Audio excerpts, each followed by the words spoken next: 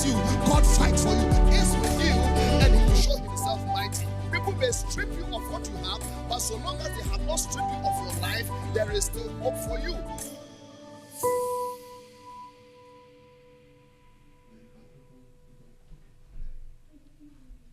You may have lost a lot of physical things, but so long as you are alive, you haven't lost everything.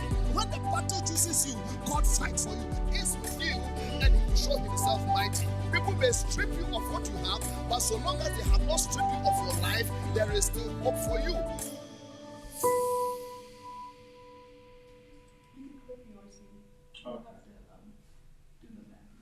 You may have lost a lot of physical things, but so long as you are alive, you haven't lost everything. When the battle chooses you, God fights for you. He's with you, and He will show Himself mighty. People may strip you of what you have, but so long as they have not stripped you of your life, there is still hope for you.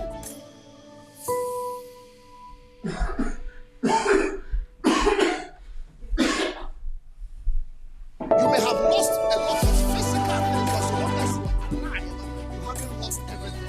When the battle chooses you, God fights for you. He's with you, and He will show Himself mighty. People may strip you of what you have, but so long as they have not stripped you of your life, there is still hope for you. You may have lost a lot of physical things, but so long as you are alive, you haven't lost everything. When the battle chooses you, God fights for you. He's with you, and He will show Himself mighty. People may strip you of what you have, but so long as they have not stripped you of your life, there is still hope for you.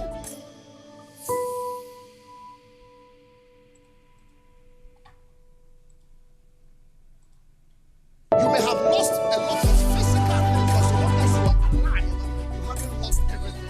When the battle chooses you, God fights for you. He's with you, and He will show Himself mighty. People may strip you of what you have, but so long as they have not stripped you of your life, there is still hope for you.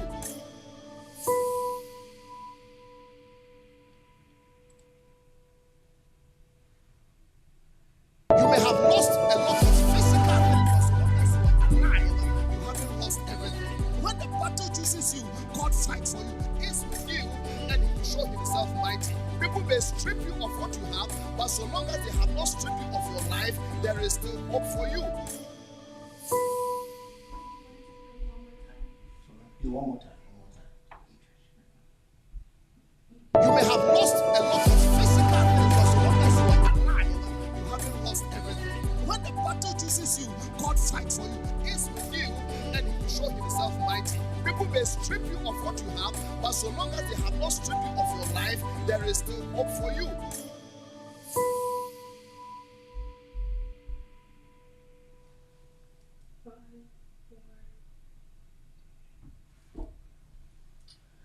Hello and good evening to another episode of Tuesdays with the Ambassador of Hope. I hope your week has been well, has been going well. Last week was Easter, Resurrection, whatever, Good Friday. I hope you went to church. I hope you had a blast. We also had a blast wherever we are, but hey, the grind goes on and we are here today. And with me in the studio today is somebody, I think they call him my mini-me or something. We're talking about me and my younger self, and that's me and my... Brandon, you want to say hello to everybody today? Hello, everyone. I'm his last born. For those who do not know, I'm excited to be here. Right, he's excited to be here. I'm excited to be here too. We're going to have a chat. We're going to talk about, you know something? This is where we are going to base a lot of our conversations from. This is my memoir. It's a little bit of my life story up till now. The Making of the Ambassador of Hope is the new release. Please make sure you get yourself a copy. DM, just go to advancedlife.org and order, or All Nations USA, just order. It's amazing. You know, Mommy was reading it and she said, wow, this book is very engaging.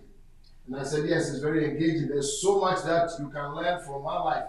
My grandmother used to say something in our local language that nobody knows how the man of film and Anna was like when he was a child. Sometimes we see the finished product and we say, oh, like they dropped from heaven. But listen, I went through a lot of process. I'm still in the process. It's not finished, but I trust the process because I have water. So please make sure you get yourself a copy. Brandon and I are going to just go through it a little bit. He's going to ask some questions. We're going to talk. If you have any questions, to drop them in, and then we are going to have fun. But before we get in, please pick up your device. Pick up your device and share to as many people as possible whilst I work. I'm going to take the next 1 minute, just 160 seconds to do this. So please share. And I want to welcome Priscilla, Jimadia, Prissy. You are welcome tonight. Ohine, Nananimu, Ohine Nimu Buatin, you are here. You are watching Joe Bandis in the house. God bless you, Ray. All the way from Minneapolis, Minnesota, Pastor Richard. Good evening to you. I'm waiting on you guys. There's so many of you too on YouTube. We are live on Facebook as the Ambassador of Hope. And we are live on YouTube as Frank Ofosu-Appiah Official. So do that. Let's connect. Let's do that. Let's make it amazing. Yes. Nicholas, God bless you. Yes, Michael Jr., you are here. Rosalind, thank you. Good to hear from you again. Hello, everybody. Let's do it. Share to as many people as possible. It's going to be epic. It's going to be wonderful. We're going to have a conversation. It's going to be awesome. So please share. We're waiting on you. Good evening, Abba Ahufe Patri. God bless you so much for coming by. There's so many. You've got about 30 seconds more. 30 seconds more to do this. So let's do it. 30 seconds more to do this. Emma Ronnie, good evening to you, daughter. Hello, Missy. I hope your day has been good. Please share to as many people as possible. Share to as many people. Me and my younger self. We're going to talk, we're going to have a chat. And many from this book that I put together. I talk about being the firstborn. I talk about when I was 10 years old, the things I learned, how I went off and became a teacher at a very young age. It's all there. It's very interesting. Then my London years, very rough sometimes, then church planting and everything is all here. And it's amazing. It's a story that you want to hear, you want to read for yourself. Very inspiring, especially for young leaders, those of you in leadership, pastoring, whatever. So many principles that are put in here. There are very, very few things that I did not address. So I hope it's going to be a blessing to you. So Brandon, what do you think? I think you've read this book. What are your thoughts on the book so far? I've read it. I think it's extremely well written. The whole way through, I learned a lot that you haven't explicitly told me that I found out in the book. Right. And I also saw a lot of parallels in our lives when in your younger years that I didn't know. Because I wasn't born till 2000, so anything. He's a millennial baby. Anything before that, the London years, Ghana, anything I didn't really understand. But this book kind of contextualized that part of your life for me, so I thought it was very interesting. That's good. So, having read the whole book, do you think you've got a new perspective about maybe me, your family, your mom, or life? Are there any few things? I know I'm going ahead of our time, but we'll get there. Is there some things that have made sense to you as it were? Yeah. I think the way you grind as you do now, I already knew why, but now that I read the book, I understand even more the story you told about. I know we might touch on it later, but when you were the bleeding situation in your bathroom, right. Where you said this before in front of church that when you made a promise that day that you would continue to serve God because of that. If He heals me, yeah. Mm-hmm. So that situation, I'm sure a lot of people, if they were in that situation, they would have no choice but to surrender. So things like that, just the time in London, how things were not easy about getting just, I don't know, having no money. Yeah, no food, yeah. God somehow still made a way. It's amazing. Hey, it's all in here. So Brandon, let's keep it rolling. I know you have a few questions about the book. And again, listen, as we go ahead, if you have some questions, you can ask me, can ask Brandon something, drop it in. Make sure they are very easy questions that we can handle intelligently. But B, let's roll. Is there anything you want to ask or something, or you want to tell people, you want to ask? Let's look at it. Yes. Well, I wanted to pick up at age 21. Yes, age 21. Oh, okay. When you were teaching professionally. Yes. You said that this is the first. Well, I think this time in life you veered off per se, but you were kind of struggling to figure out something you're really passionate about. Mm-hmm. So, this when you started teaching, you said this is the first time you felt valued. That's something you said in the book. Yes. What is it about teaching to the students that you made you feel valued, and even though sometimes you were dodgy, showing up every now and then, but you said that you felt love for them. Yeah, it's amazing. I was young, 21, and of course, growing up in Ghana, we don't grow very fast, very tall, very big like you guys have done here. So I was kind of little, and I had this baby face, and I looked like I was a teenager, more or less. And I remember when I went to the school to meet the headmaster to give him my letters of appointment.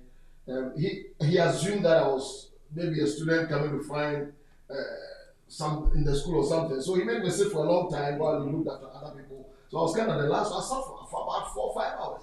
So when I'm done, he said, "Hey, young boy, come." He called me. "Hey, what do you want?" That's what he said. And I handed him over my letter. He read it and he looked at me and said, "So where is he?" I said, "I'm the one." He said, "You?" It was so funny. And when I started, they took me to the various classes and things because I was teaching science.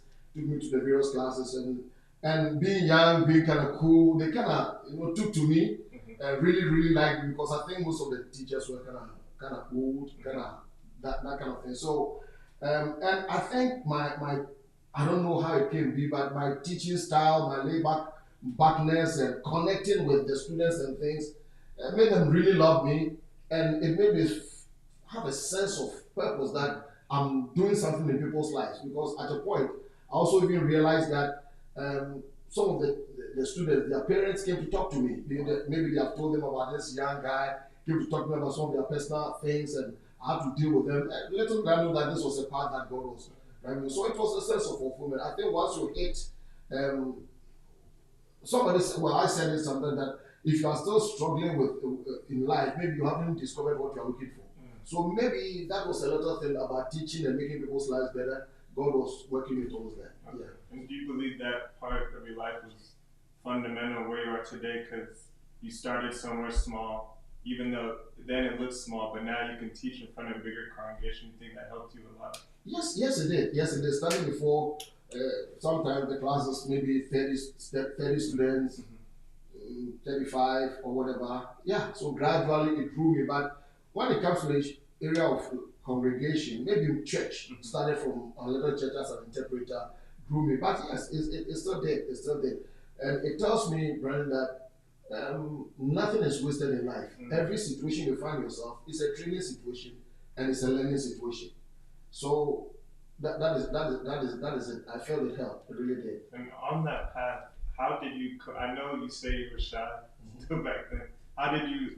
Even when you were interpreting, when you were preaching to the students, how did you combat the shyness, or was it when you got up there, it just went away? Well, Brad, you know I'm shy. You do. Yeah, I am. But I think once I get up to do something, somehow I forget about everybody and everything. If I get conscious a little bit, then maybe I try to fluff my lines or something. But generally, once I get up in front of people, there's something that comes over me. I think I've said this several times, that from my seat to platforms, whatever, something happens to me. And once I'm done, you know it. I'm gone. It's okay. Yes. Okay. So it helped. We can move on to something a bit more juicy. Yes, let's go ahead. I hope you are enjoying it. Please share to as many people as possible. It's happening. Me and my younger son. So many things, so many juicy stories. You're going to like that.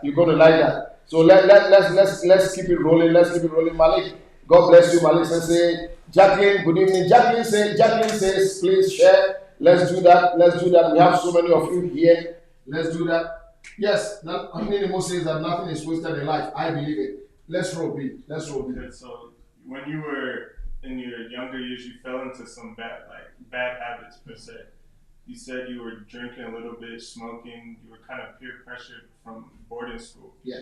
So, my question would be: would you change that in a sense that if you could go back, would you go back and I would cut it out so you can get maybe a head start on your ministry, or would you keep it as?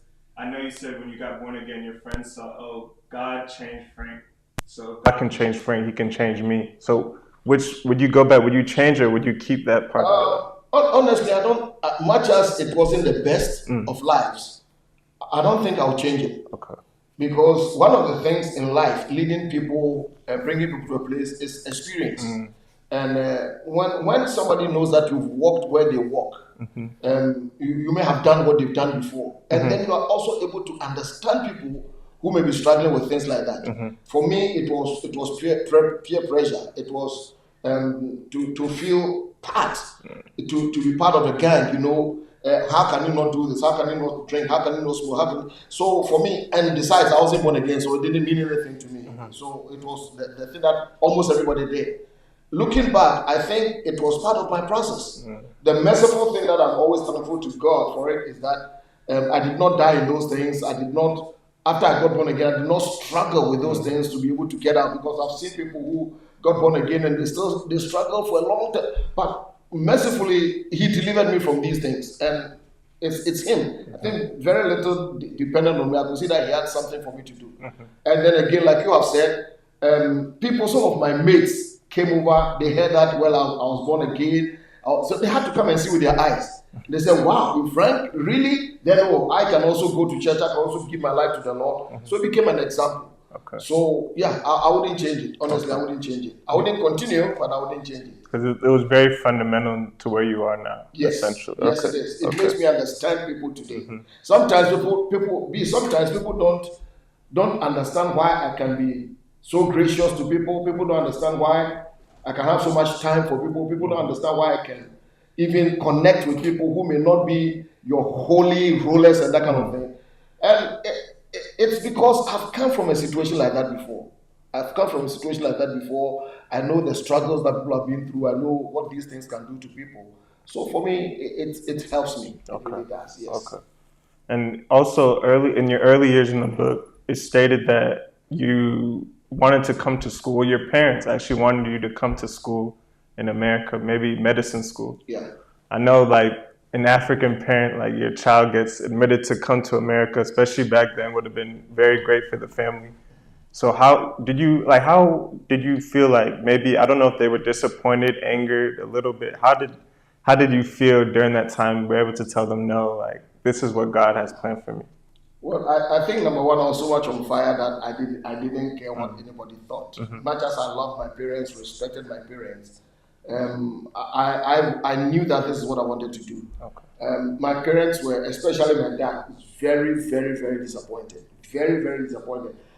Yesterday, 2 nights ago, a pastor's wife came to visit us and we were sharing some things, and I remember I told her that my mom used to negotiate. I think she was speaking on behalf of my dad. That, look, you are going to get introduced to become this pastor, priest, whatever, and if people don't come and clap their hands and dance, you are not going to get an offering to eat. Yep. And you are so brainy, you are this, why would you want to do this? You can do this, other things. But I was adamant. I really, really was adamant. My dad was very, very, very disappointed. Wow. And he showed it. He was disappointed and he showed it. But the merciful thing, I redeemed myself somewhere along the line, but let me not go ahead of you. So okay. Also, I want to ask, I never met Grandpa. Right. But reading the book, I felt like I kind of met him a little bit. He seemed very stringent, very I didn't know he forced you to do mechanical engineering. Yeah. So it seems that's where you got your discipline from him. Yes. So what are some of the things that he made you do maybe when you were younger that you still carry to today? Oh, the man was a disciplinarian. Not Spartan, but was very strict, very disciplinarian. And I think very disciplined, I beg your pardon. I picked up a lot of things from him. Number one, his sense of independence. Right up to his 80s, when I used to go, when he was alive and I used to go back to visit. There are times that I'll go in and he's ironing his stuff. And it's not that there are grandchildren, great-grandchildren, helpers, men, women around, but he did it himself. And if he told you, Brandon, put this book here at 9 a.m. and it's 8:59 and the book is not there, he'll come and put it there for himself. And he instilled that in me. And I remember growing up, he gave me specific chores to do. Every morning I think there were about 6 pots of flowers upstairs that I had to water every time. I don't know how sometimes I forgot to water these things. He will call me back in the afternoon, whatever, came from school, have you done that? And so then reading. Oh man, he instilled in me the love for reading. And of course, all his children, we love to read.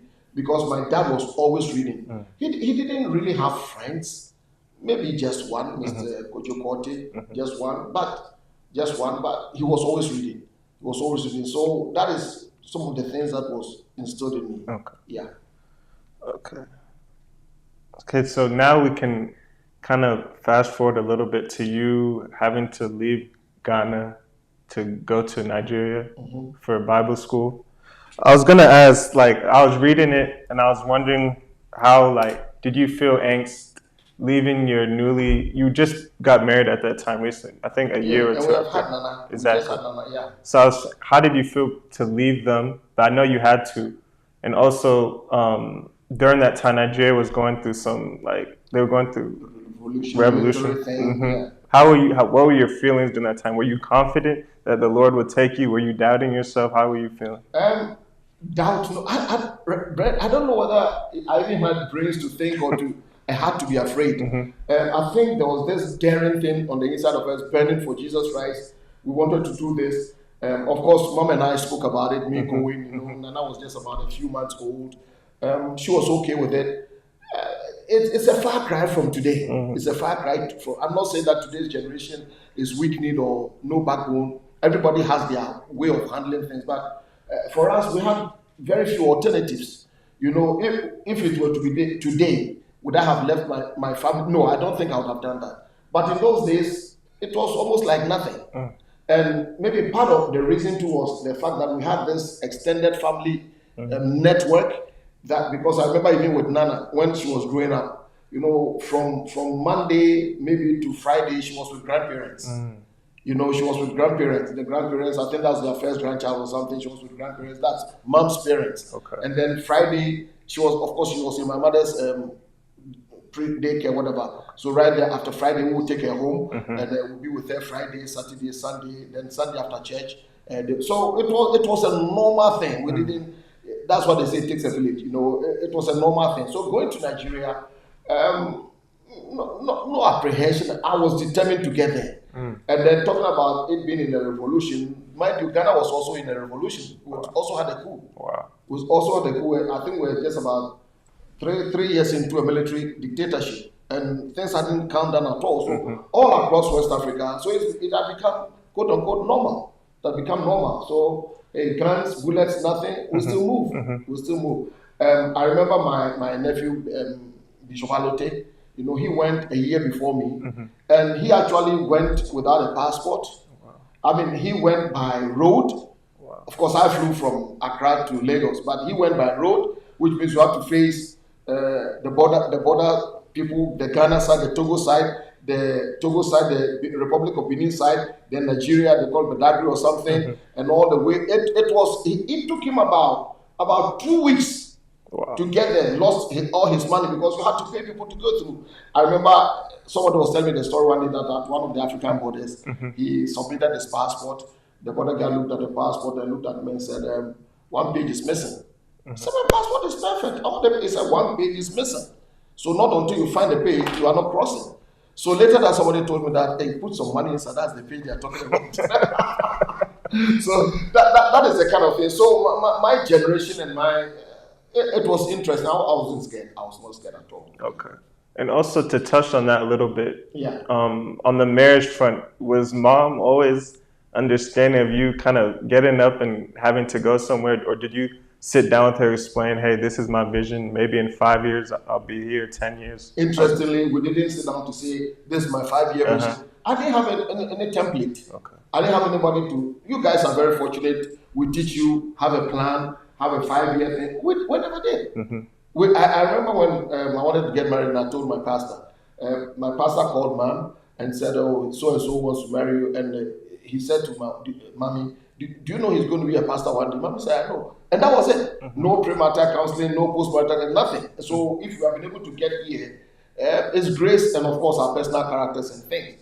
So we didn't sit down for a long. Of course, I explained it to her that I wanted to do that, and she was very supportive. Okay. If she wasn't, she hasn't told me yet, but she was quite supportive. Yes. And also in the book, you mentioned something about when you first started going to church and interpreting during that life. A lot of women were after you, kind of, and you had to. You said that what your pastor, I forgot his name, he said that to stop this, basically get married. Yeah, Pastor said, yes. But you said that you wouldn't give that same advice. No, I wouldn't. So what advice would you give? I'll tell people to take their time, Okay. to do what they've got to do, Okay. cut through all those things, because the way they counsel us those days is different from the way they counsel us. So for him, he thought that was a shortcut. If it was not who I am and my disciplines and things, maybe I could have gone a different path, even to get married and still do whatever things we want to do. But mercifully, we were able to keep ourselves in the straight and the narrow. So I wouldn't say the same thing to somebody today that if a lot of women are coming up there and then getting married, it's going to stop. I don't. That was the best advice I got, but I don't think that is the best I can give to somebody. I see. Yes. I see. You remember on Sunday I said something about the Garden of Eden when the Lord said to Adam and Eve that you may eat of everything, and I think God was teaching them restraint. Restraint is that the fact that I can do it does not mean I should do it.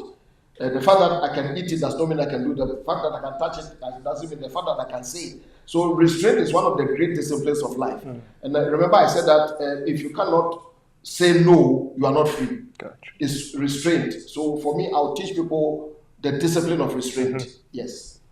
Okay. Okay, so I want to touch on Nigeria, all nations in Nigeria. Oh yes, all nations for Christ. But yes, let's do that. Very interesting, no? Yes. You stated that you didn't even have money for a plane ticket. I believe your cousin gave you money during that time. I want to talk about faith. Okay. That time you said that 1 week they withheld food from you guys. I think for a couple of days just to kind of teach you a lesson. Yeah. And graciously a lady cooked for you or gave you money for you could get by. So first of all, how did you even keep faith? Because I'm sure most other people would have went mad. yeah, it's true. But we kept faith because we had no other alternative. That's true. We are so many hundreds of miles away, thousands of miles away from home.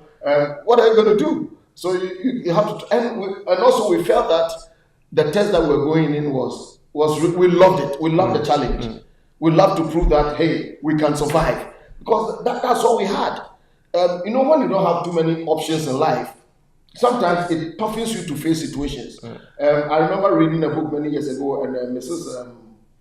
The first woman prime minister of Israel, Golda Meir, she said, "With the Israelis have a secret weapon against all our enemies." And somebody said, "What is it?" He said, "We don't have anywhere to go."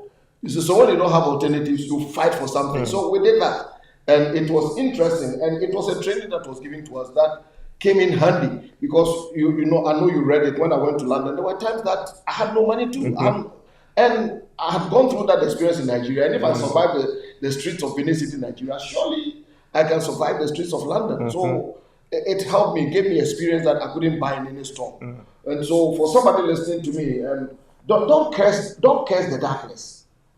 Don't curse the darkness. Sometimes we try to medicate everything. We try to medicate our pain. We try to medicate the process. We try to get out of everything as quickly as possible. What if Joseph in the Bible had organized a jailbreak?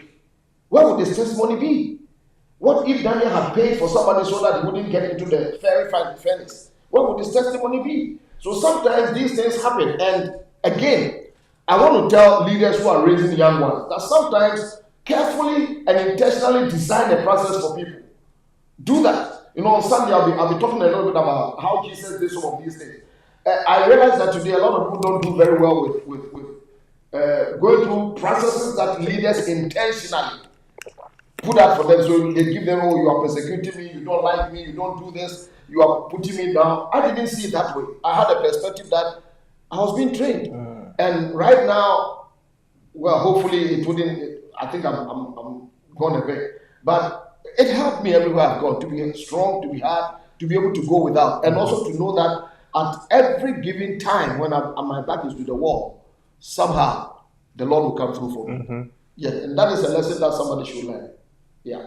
And that also in that generation, were you grateful like maybe social media wasn't around because looking around, maybe in that time you were really going through a really tough time, and maybe back then you can look on your phone and your friends are out having fun. This one's in America. This one's doing this. Do you think that maybe would have caused some depression or things like that? I think so. I'm grateful there was no social media. Social media is a very powerful tool, even though some people use it as a weapon. But it's a very, very powerful tool. But if you don't harness it productively, it can really have an effect on you. I know there are a lot of people living a lie, unnecessary competition, getting into all kinds of because of social media. But we had nothing. I mean, if you're going to place a call from, let's say, Ghana or Nigeria to America, you have to go to the post office and book it and pay about 2 days in advance before you are connected. And then they give you 3 minutes and they call you, hey, Brandon, go to booth number 22, and you have to run and pick it up, and they call the person. They call it trunk call. You call the person and you talk 1 minute, 2 minutes, then the telephonist or whoever will come and say, you have 1 minute more, sir. You look there, it's gone. Wow. So it helped. For me, it helped. We had nothing, but we had so much. Wow. Yeah. We had nothing, but we had so much. Now let's talk a little bit about your time in Europe. Yeah. I think back then, racism is still rampant, but back then I'm sure it was even worse. It was even worse. So can you touch a little bit on the racial barriers you had to overcome? I know in the book you talked about a teacher referring to you and the other Africans as Africans, or you... We didn't have names. We're Africans. Or you going to someone's house to administer communion and she didn't want you to do it because you're black. Yeah. Like, how were you able to stay strong, not be built up with anger, still accept them? How were you able to overcome it? Two ways. Number one, I think my Christian character, the fruit of the Spirit, helped me without me knowing. It helped me, number one. So I never really got unduly angry about a whole lot of things. And then number two, my own attitude in life. I realized that, like we say here, it is what it is. And I'm not responsible for somebody's behavior, somebody's attitudes. And it was always going to be there. So we faced it. We faced it in many, many subtle and not so subtle, in your face. Of course, today, people are a little bit careful with racial, overtones and things. But, the British with their stiff upper lip, they will do it in such a way that, they're doing it. But that's the deal. But I took it. I really didn't get angry. Maybe today I may have. Today I may have with the more light that I've gotten. But in those days, and my back was strong. I wasn't going to bow to any quote-unquote white supremacists. No, I was never going to do that. But hey, I took it as it is, and I moved on with my life. Interestingly, the biggest part of my help too in life, in ministry and things, came from people who were not my color. In the United. So I think God used them to show me that human beings are the same, whether they are any color, black, white, yellow, striped, polka dot. Racism is there. And again, I'm telling somebody that sometimes the same sword that Goliath fashioned to kill David was the sword that David used to cut off Goliath's head. Wow. So sometimes the things that the enemy may fashion to trouble you could be your avenue. And the Lord used some white British people to read. And me sitting here and everything that God has used me to a large degree is based on those relationships that the Lord gave to me. And they were all white British people. Wow. Yes. And even yesterday or so, I was just thinking, a lot of them have died, they were old, they are gone. But I thank God for their lives and the legacy that they left in me. Yeah. Wow. Also, I was something in London, I was so fascinated how, it seems like through every college you tried to go to or program, whatever, you somehow always found a way to get accepted, even with $0. The Lord had provision for you. Can you talk about those kind of experiences a little bit, how you were always able to find a way? Yeah. 2 days ago, a friend reminded me of something that I say a lot. He said, Papa, you've always said this thing to me, and I always remember that. If anybody tells me from Ofosu-Appiah that God hasn't called me, that person is a liar. At every given point, I've seen God's provision. At every given point. How do you go to Spurgeon's College with no money? How do you go to Harvest Bible College in Cornwall, in the village of Poole, in Cornwall with no money? And how do you even survive in North London, just behind the Tottenham Hotspur Stadium, the old one, Northumberland Park, in a two bedroom flat apartment with no money? And somebody walks up to you and says that I'm going to pay until you go to school. And I never solicited for this. People sat down and said, let's help Brother Frank. I remember I was in Spurgeon's College one time, and this guy walked up to me. He was a former police officer, but he was a student, Phil Jump. and he used to preach for a certain fellowship in a little city near where I was. Our college was in South Norwood, but there was another place, it was Croydon or something. And said, "Oh, I'm supposed to preach tonight, but I can't make it. Can you step in for me?" And I said, "Sure, I can do that." So I think he made a call, and in the evening I went. 100% white congregation. I walked in. An elderly woman, Irene, I've forgotten her name, and she took a liking to me. I preached for her, and there was a time that I needed money for school fees. I never said anything, but I want to preach. And sitting in the green room, she says to me, "Frank, it looks like you have a need." I said, "No, I'm good." She said, "No, you do." I said, "No, I'm fine." She said, "Tell me, what's up?" And I said, "Well, I'm dealing with the school fees situation a little bit." That's all I said. And I finished preaching wonderfully. And Irish, her name is Irish Shyness. She just said to the congregation, "Hey, tonight your offerings, just add a little bit more because we really want to bless Frank to go pay his fees." I remember that's all that she said. "Brandon, you will not believe how much money these people gave." Wow. And I remember they put all the money in a blue pouch and handed it over to me. Oh my God, that was heaven. Wow. So I've seen God's provision everywhere. And it's our story, so I'm maybe you have some more. Listen, I hope you are getting blessed. I hope we are doing a good job. We are talking. This is life. I hope you are learning a whole lot. Brian is asking me questions about my life, about family, about London, about living in familiar territory, about walking through revolution, kinds and things. We are talking about provision. And all of these things matter. So if you have any questions or something, I remember one time, there were a few, the Africans, the Africans. And a situation had come that the principal was angry, I don't know what is wrong. And those guys had scholarships. And he came and said, "No more scholarship, whatever, I'm cutting off everything." I was the only one who was paying school fees, and God was helping me. Wow. And I remember they got together, and then I said to them that if you guys are not able to trust God for Him to take you through this, how are you going to go into the nations? How are you going to go to places and do God's work? I don't even know how this came out of me. Wow. But that encouraged them to trust the Lord. And the Lord came through. So let's go ahead. I also have a question. Yes. If you could talk to some leaders about basically trusting God's plan for you, because I remember you told a similar story earlier about you went to preach somewhere, and I think it was even 4 or 5 people, and to this day that's the biggest offering you've ever got. So I know some leaders today look at "Oh, I don't want to go to this church, I don't want to go to this school, it's not big, it's not where I want to be." Can you talk to them a little bit about always starting small and trusting God that He'll take care of it? Oh, thank you. B, this is so good. This is one of my hallmarks in life. I do not go to places, I don't say yes to churches or go to places because I'm looking at offerings. God forbid. No, never. Or whether they are big congregations. There have been people who have tried to talk me out of preaching for quote-unquote small churches because they think I'm too big. But deep in my spirit, it's a covenant that I have with the Lord, that everywhere that He wants me to go, I go.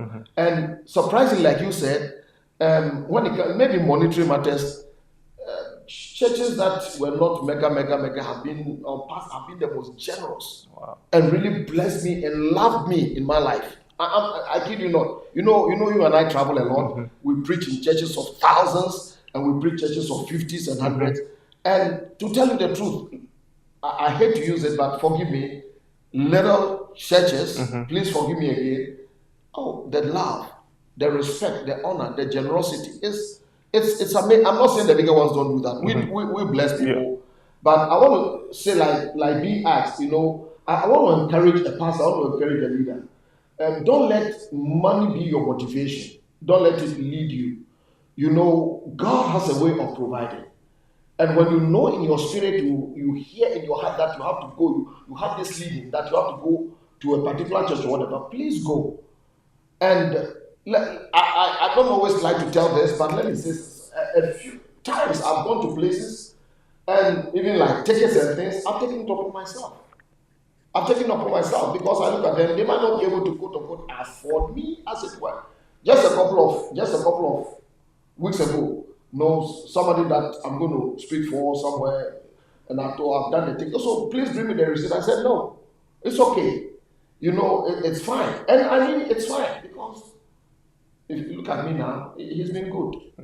He's been good. If for nothing at all, a little bit of peace of mind, having a loving family, Brendan and go, I'm okay. So please don't let money be your. Today's ministry has become like a minefield. It's becoming like a minefield. People are motivated by too many things, too many things. And yesterday I was listening to somebody. I just chanced upon it on Facebook, and I went to his Easter service to look at. Then just the introduction, immediately. They introduce the moment they say welcome, blah blah. Please sow a seed. Like, come on. Does it always have to be about this? And in a matter of about a minute or two introduction, they have talked about sowing a seed about 3 times. So what is the motivation? Why are you doing what you are doing? So let's go ahead. Okay. You went to All Nations Bible School in Nigeria, Yes. Spurgeon's College Yes. in England, Yes. and then Fuller Seminary in California. Yes. Can you expound a little bit, maybe one thing you took from each area because I'm sure you were at different stages of your life at each part. So can you give us a little inkling, something? Yes. All Nations for Christ Bible Institute in Benin City, Nigeria, founded by Archbishop Benson Idahosa. One thing that I learned over there was resilience. Mm-hmm.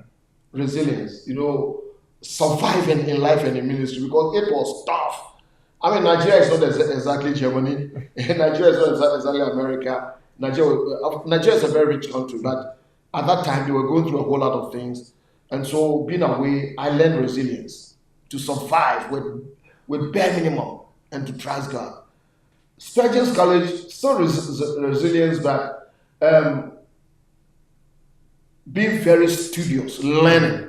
Because that was the first time that I was really exposed to learning. You will learn your Greek, your Hebrew, doing justice to God's word, not preaching allegorically, but preaching exegetically, sticking with what God's word says rather than what your own thing says. Today I preach and people, wow, and wow. A lot of that foundation I got it from Spurgeon's. Mm-hmm. Then at Fuller, basically leadership and things, but also learned about community in the sense that there were hardly any lines of I'm superior to you, I'm bigger than you. Some of the great names that you hear in the world, well, a lot of them have passed on, like Dr. Peter Wagner, who was like an authority, Dr. Bobby J. Clinton, leadership authority, and Dr. Kraft, all of these people. And I met them in real life and so down to earth. Wow. They could walk past your apartment, maybe somewhere, and they could see you doing something and come and help you. Mm-hmm.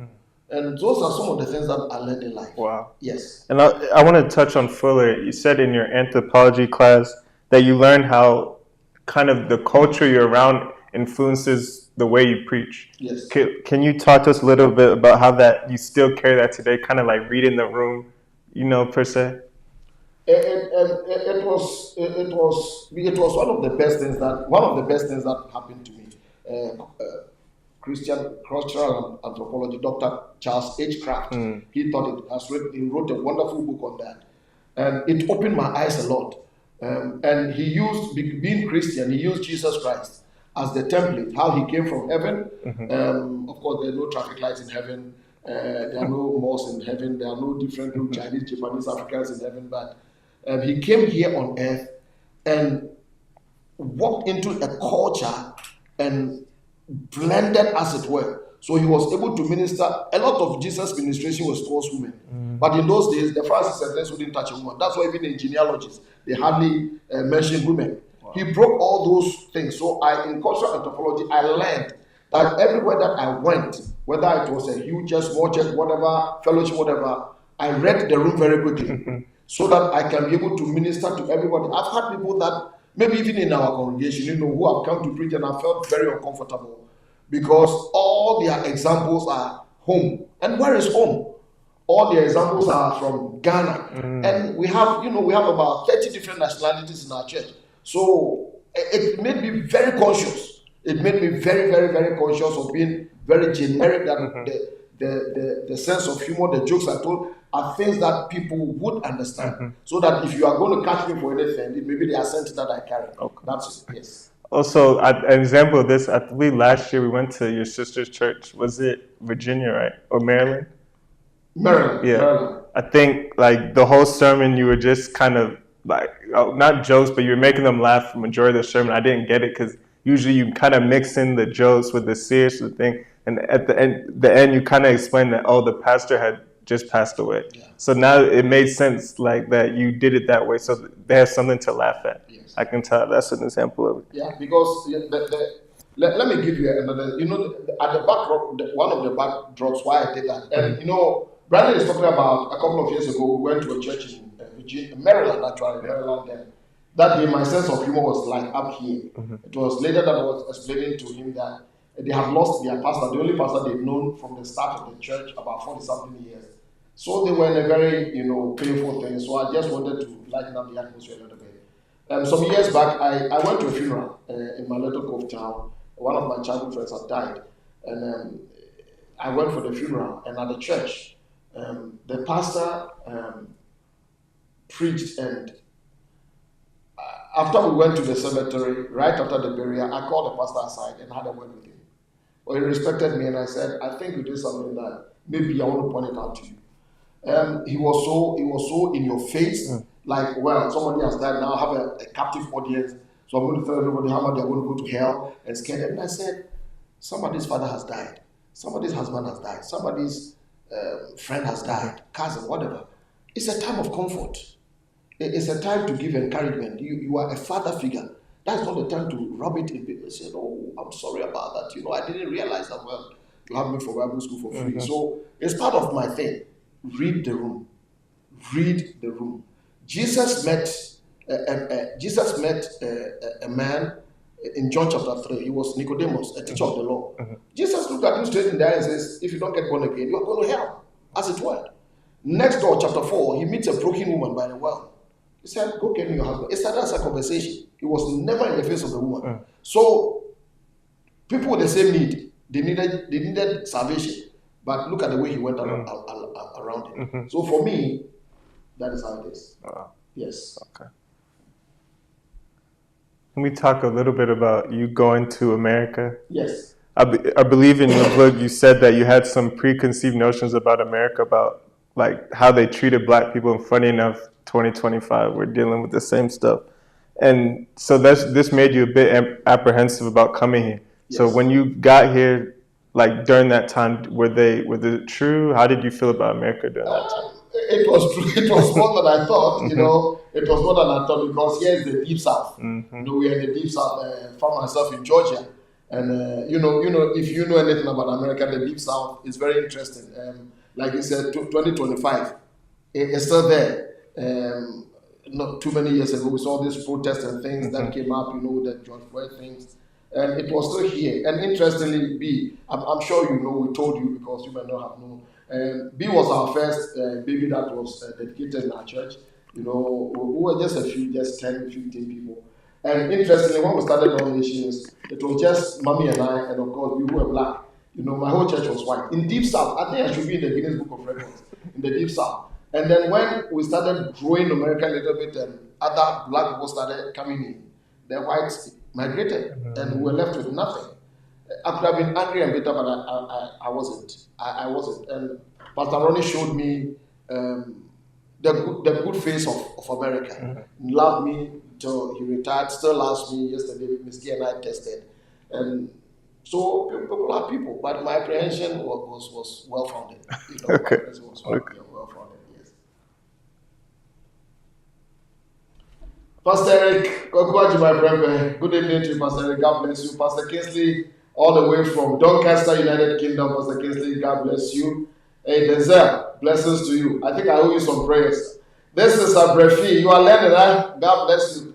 Pastor Richard is in the house. Oh, Gazi Eccentric is learning. You're going to tell me the things that you learn. Thank you. The Honorable Nananimo. Yes, God's provision, I'm telling you.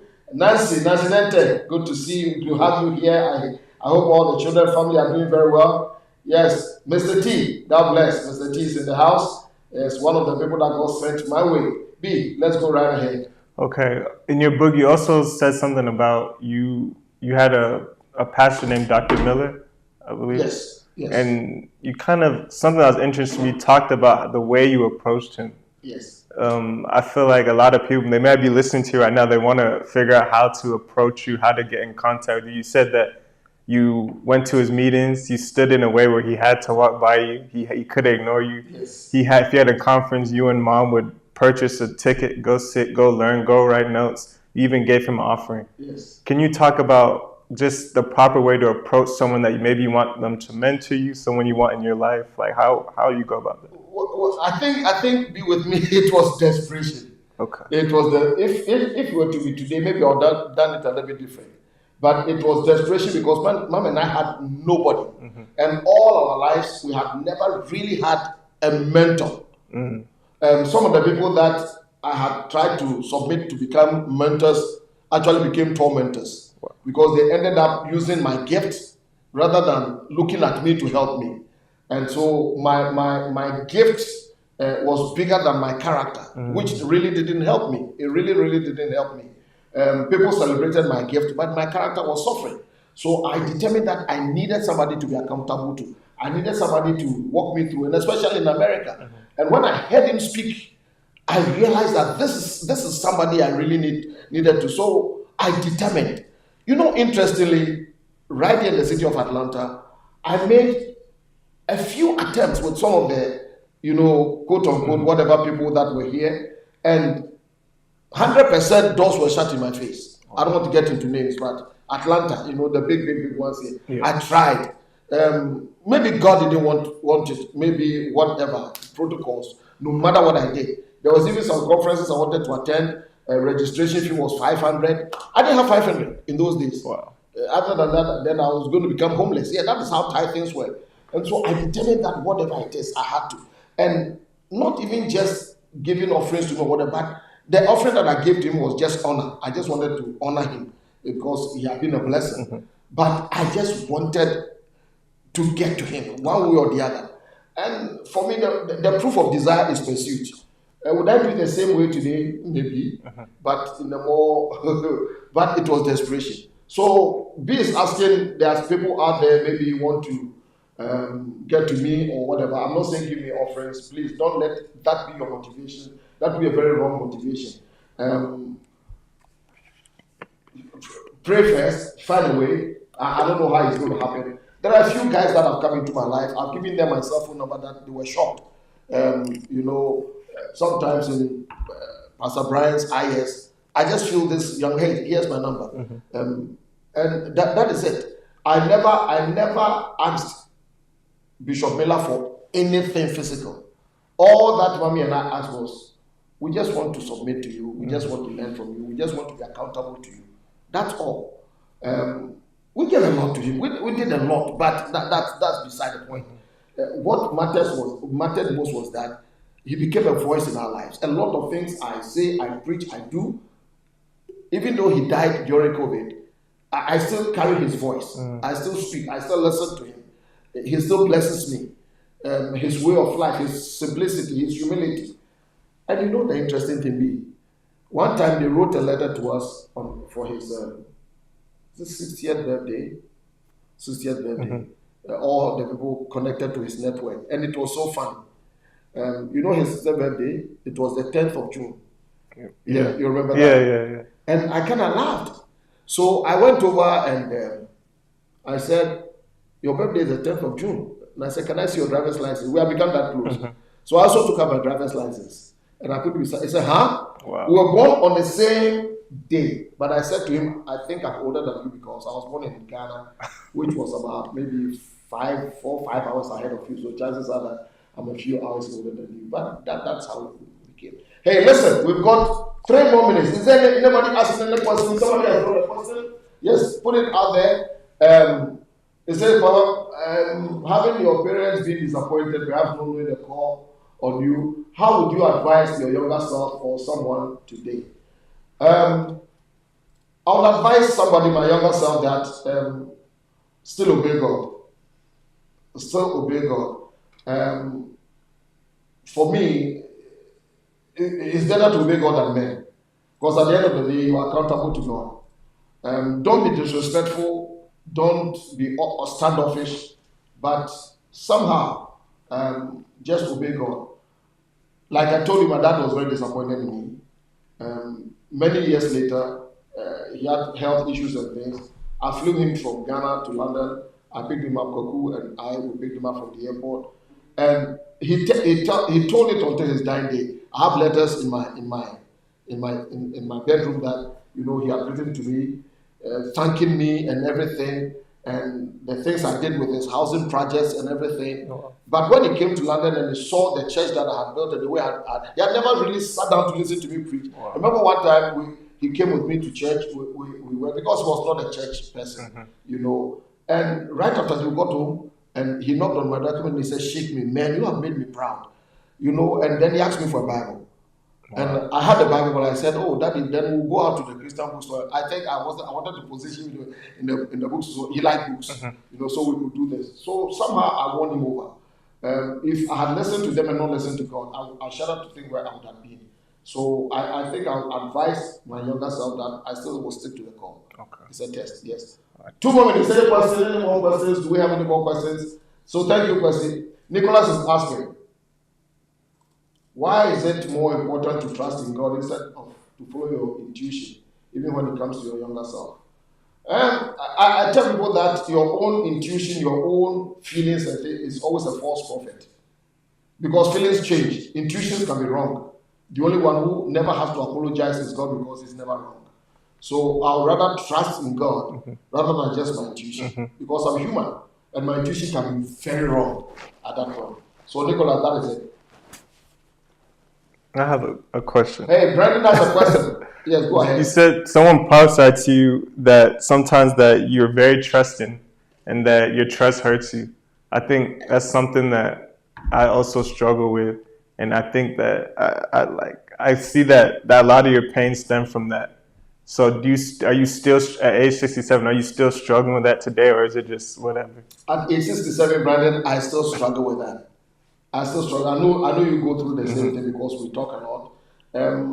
Dr. Bruce Wilkinson, Yes. he didn't know me from Adam the first time he had met me. I hadn't even spoken, and he said, "You are too trusting," and that cost you a whole lot of things. And it's been like that. I think initially it started with me being just plain naive, and then becoming true trusting. Now I am, but I think that is who I am. It's hurt me a lot. It's cost me a lot. I don't know what I could have done to change that. Now I'm a little bit careful, but it still comes out. It still comes out. I just trust to a fault, and a lot of, like you have said, a lot of my pain, is because I've trusted too much. And it's not example in London. When we were writing this book, my biographer Yao wanted some information, and for about 2-3 weeks there was a stalemate because I didn't want to volunteer the information because I was going to mention names. And he said, "Well, we'll change the names." And I said, "Well, anybody reads it, they will know. Who knows us, so they know who hurt me badly." And I didn't want that. I really didn't want that. So it did. I'm now a bit careful, but how careful can you be? How careful can you be? So I think we are almost done. I don't know if you have any questions. You want to say something to anybody or whatever, it's been there's one in here. Pastor Steve says, "How do we maintain the balance between the anointing and the swag across the kids ministry?" Steve, I think the fact that you are anointed doesn't mean you shouldn't have swag. And the fact that you have swag doesn't mean you are not anointed. Anointed and being old-fashioned has got nothing in common. Just for me, just be yourself. Just know your WhatsApp, but still carry your anointing on your head. When you do that, you are able to minister. I don't know, maybe they will not accept that, but I tell you that I look into my heart and I can easily be a youth pastor, even at this age. I can easily, if I determine to do that, I can learn, I can come down, I can do a lot of things. You don't want to. So you can maintain. Sometimes our culture, they look at you. There's a guy who is at our church now. The first time he came, he had dreads and everything. And I remember him going to somebody and saying, would your pastor accept me to be part of church and play because I have dreads? So I went straight to him and said, "Don't you dare take off the dreads. Come, play with it. You can have earrings anywhere. I don't care. Carry it and let's do God's will," because I wanted to break norms. And not that I'm offending people's sensibilities, but I just wanted to break some things. And Sunday I'll be dealing with a lot of things along that line. So I'll offend your mind in order to reveal your heart. So that's the thing. Do you have another thing? Maybe lastly, I always wanted to know. I think we go out, we go places, and people approach you. People know me because of you. Yeah. How do you keep a level head? It's a decision. I always speak to myself inwardly that, Frank Ofosu-Appiah, you are not all that. It's just the grace of God that has brought you this far. So I just keep my level headed. I like that. Yes. And somebody says, is there anything that you wish your younger self had done? Not to trust too much. Not to trust too much. Not to trust too much. And then maybe have a little bit of time for myself. For myself. Because the trusting and then going beyond myself to help us really cost me. Wow. Really cost me. Yes. Really cost me. Ladies and gentlemen, you know how they tell us that time flies when you're having fun? I hope you had some fun with B and I. We thank you for tracking with us, staying with us. We hope it's been a blessing. The book is there. They'll put it up there. The Making of the Ambassador of Hope. This is my memoir, my life story up to now. Maybe another one will come the next years. In fact, I have another book that is still in my manuscript. I'm just working on it. It's pretty much alongside, but that is pure leadership. You know, where I've come from, where I am, and where I'm going to. That is in three things. But listen, make sure that you buy a copy for friends. We have the soft back and we have the hard back. Just go to advancedlife.org and order, and we'll put it on Amazon very soon. And then you can also send us a message. And a lot of shipments. Last Sunday, I went to the bookstore, and they were shipping a whole lot of things to people. There are other people that got some defective ones. They have been all replaced. So thank you again. All that remains for me to say is thank you from the bottom of my heart. Do you want to say thank you to them too? Thank you for tuning in. Please share next time. Invite a friend. Tell someone to tell someone. Thank you. You got it. That's what we told you. Tell somebody to tell somebody. All I say is that please sleep well, and I'll see you again. Bye-bye for now.